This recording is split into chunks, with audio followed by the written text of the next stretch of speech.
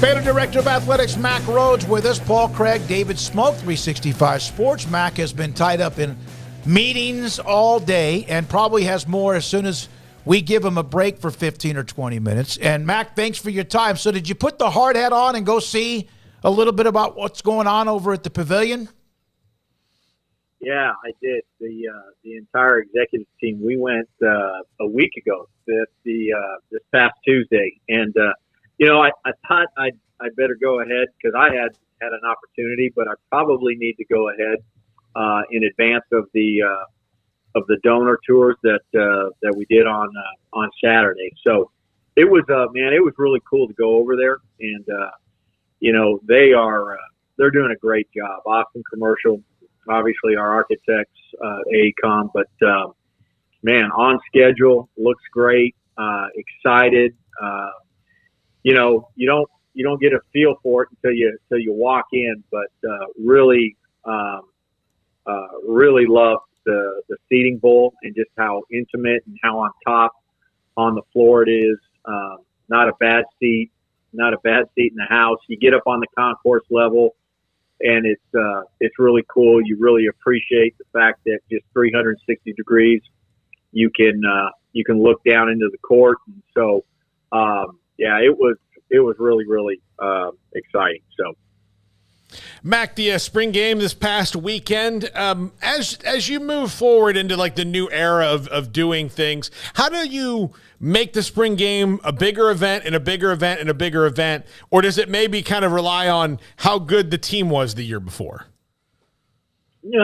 Paul, I think that's a fair question. I think it's a little bit of both, right? I think certainly you got to be competitive and had a good season the previous season, and some momentum, some excitement going into the next season. So I think that's part of it. But I also think just some of the other festivities that you have with it and surrounding it. The cook-off that we had with former players, the surplus sale, which I've heard that line was forever, and having some activities for younger kids and just all of that. We had a Bear Foundation function, that started at 11, and so we can continue to grow it and make it better. And but I thought Saturday was a really cool event when we think about the spring game, but we also had a lot of other events going on. We had, the Michael Johnson Invitational going on at the same time. We had softball that I believe, if I remember right, started at 2. And so, I thought it was just a really fun day when we think about just the green and gold weekend, and walking over to the track and field of the Michael Johnson Invitational and being there for, the Legends ceremony, recognizing, Michael Johnson and Jeremy Warner and Skylar White, man, it just makes you stop and pause and just think about, man, the past greatness of Baylor athletics, and then obviously the softball game. So, it was really I think a great day for Baylor athletics.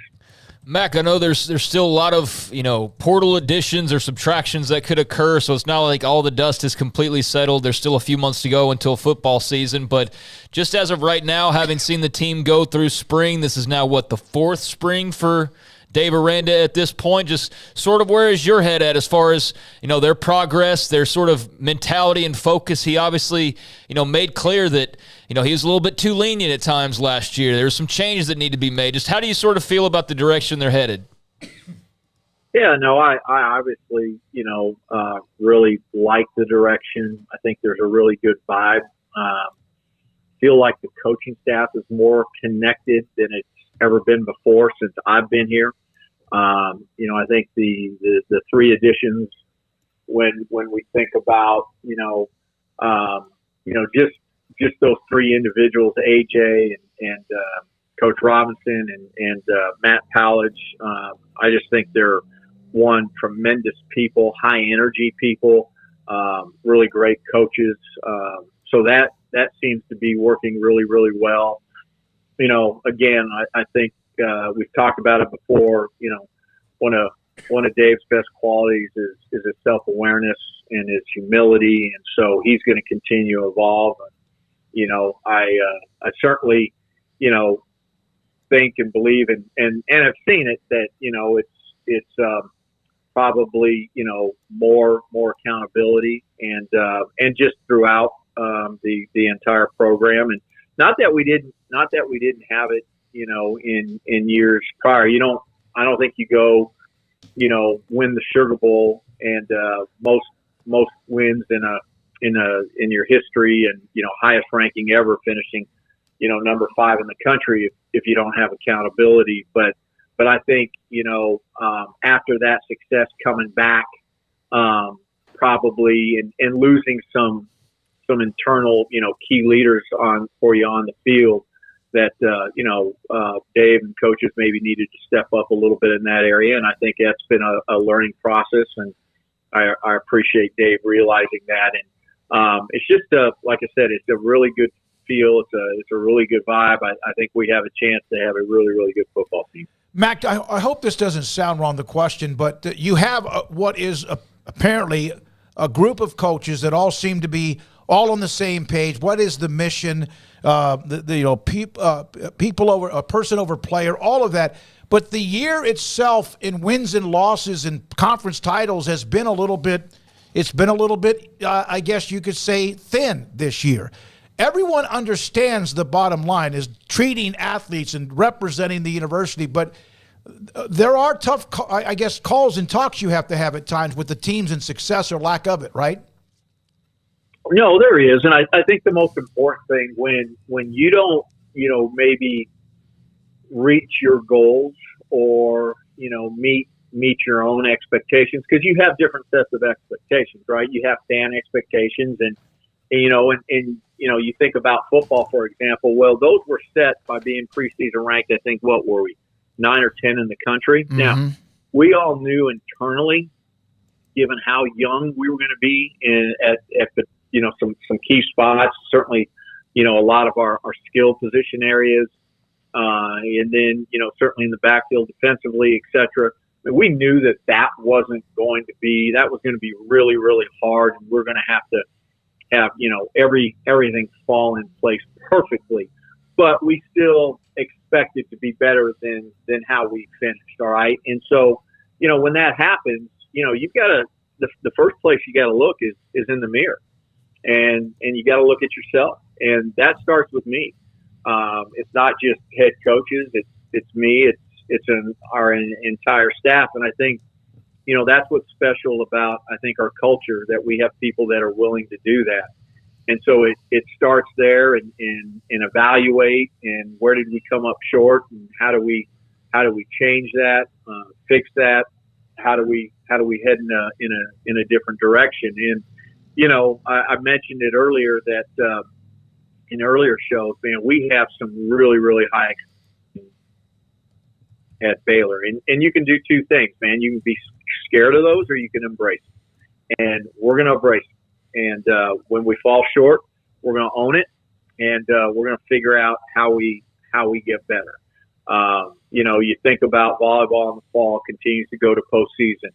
You know, soccer, brand new head soccer coach, Michelle, you know, in her transition. You know, right now you think about softball. Glenn doing a great job in terms of, you know, getting softball back in terms of being nationally relevant. Baseball, we knew that was going to be a challenge with, again, another first-year head coach in Mitch Thompson. You know, both basketball programs didn't make it as far as what they wanted, as what the head coaches wanted, as what, you know, I wanted, we wanted. You know, how do we make sure that we're, again, you know, really taking a deep dive, deep look in how we do that better. So, you know, I think it's going to be, when it's all said and done, I think it's going to be a really good athletic success year. It's probably not going to measure up to maybe some of the most recent previous years, When I think about our other three pillars, academic achievement and character formation and spiritual growth, I think it's as good in those three pillars. And so, we'll be okay. I'm at great peace where programs are, and we're used to doing the extraordinary, and we'll continue to strive to do that, and I think we'll continue to do those things in the future. Mack, you mentioned having high expectations, and having that is good for fans. It all can be stressful for an athletic department to deal with fans that are disappointed when things don't go their way. But isn't dealing with disappointed fans better than dealing with apathetic ones? No, 100%. I don't mind. I want to be really, really clear. I do not mind having fans that are disappointed. I want our fans to have high expectations.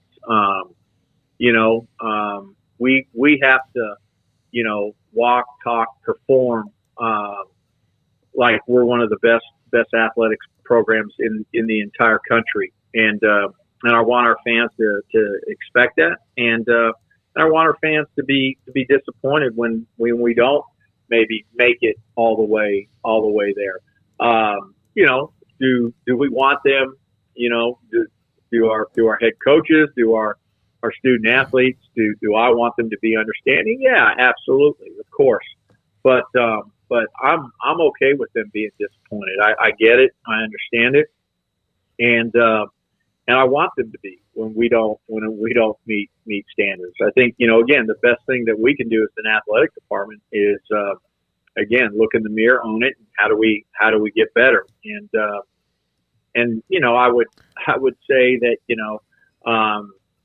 how many athletic departments had a football team go to a bowl game, had men's and women's basketball go to postseason. Again, we didn't finish the way we wanted, but still some success. But we know that the standard's higher, and we want more. Can you share the agenda for next week's Big 12 meetings? It's all about conference realignment, Smoke. Oh my God, this is going to go viral now. Okay, so that also includes you voting for new members anytime soon? I'm kidding. My goodness, this will just go everywhere. That is a joke. No, the head football coaches will be joining us. So the ADs and head football coaches will be spending some time together, and we'll go through officiating and certainly have an officiating report. I think we'll talk about, some of the recent, rule changes. We'll certainly talk about, the D1 Council, what was it, a week ago, 2 weeks ago, voted in some changes to the recruiting calendar. And so I think we'll talk about that. We'll talk about just branding of the athletic department and what does that look like with 14, and then how do we transition to 12. So there'll be some really, I think, good stuff, as part of the agenda, and look forward to those conversations. Mack, two things you mentioned there: the shortening of the recruiting calendar. I think it probably in the modern era, when you have cell phones and you can call guys, you don't have to maybe be on the road near as much as they used to be, which I personally think is good. Curious on your thoughts on that, and the new rules, especially in regards to the clock. What do you think about those?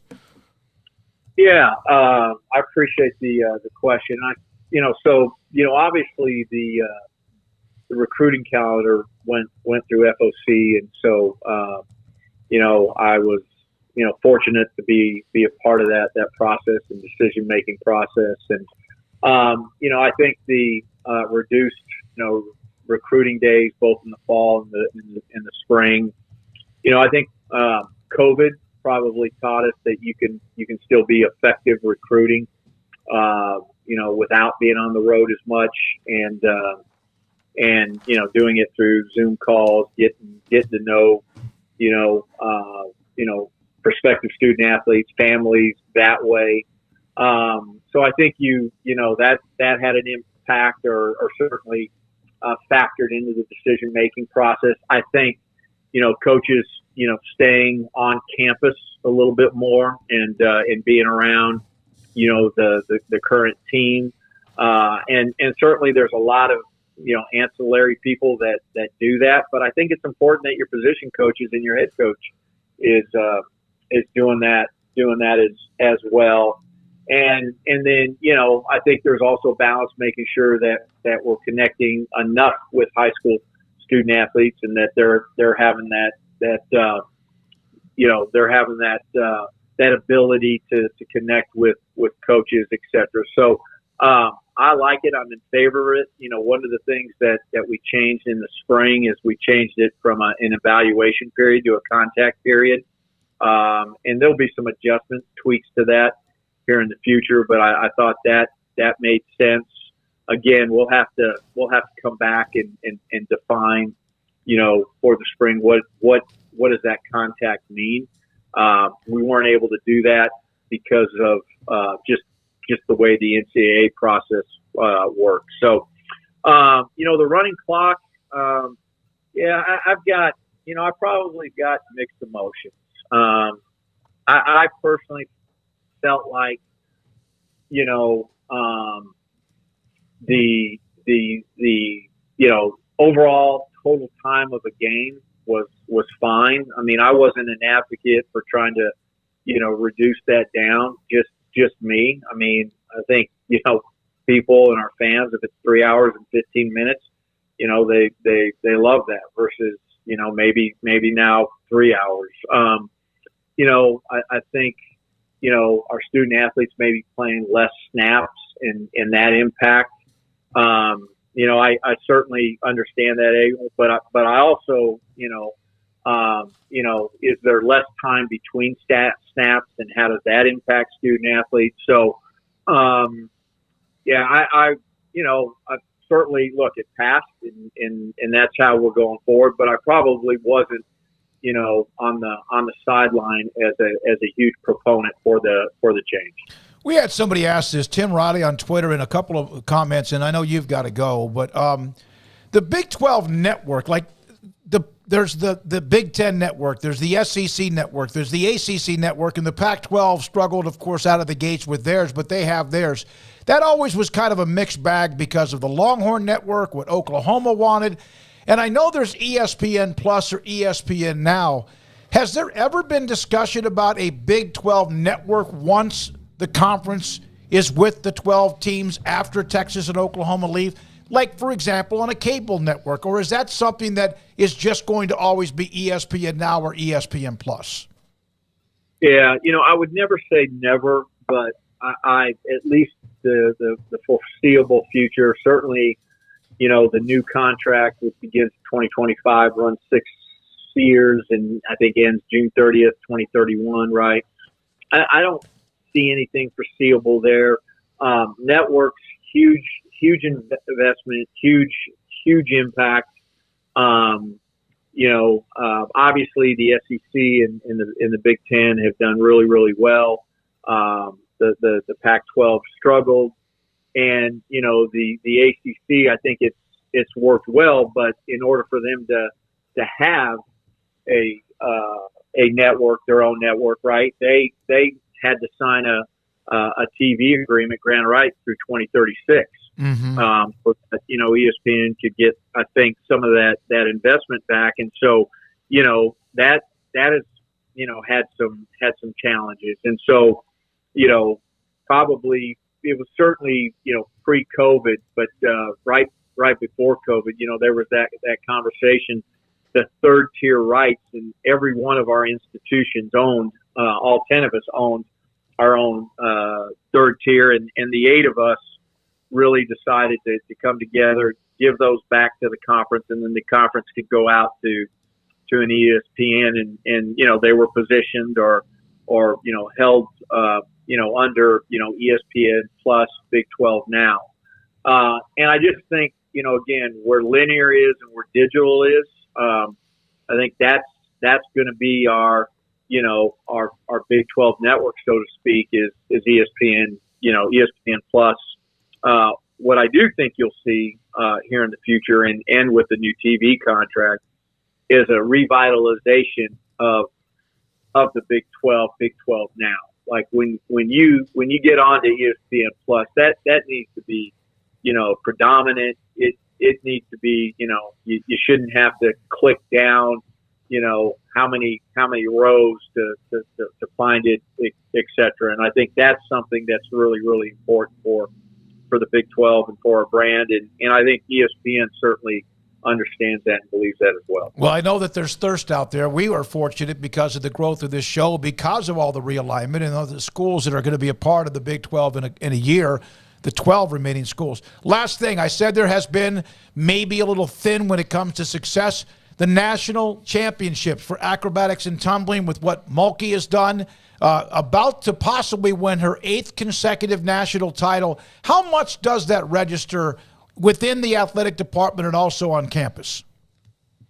Yeah, I think it's a huge source of pride on certainly within the athletic department and on campus. And I think part of the reason is because of who Felicia Mulkey is.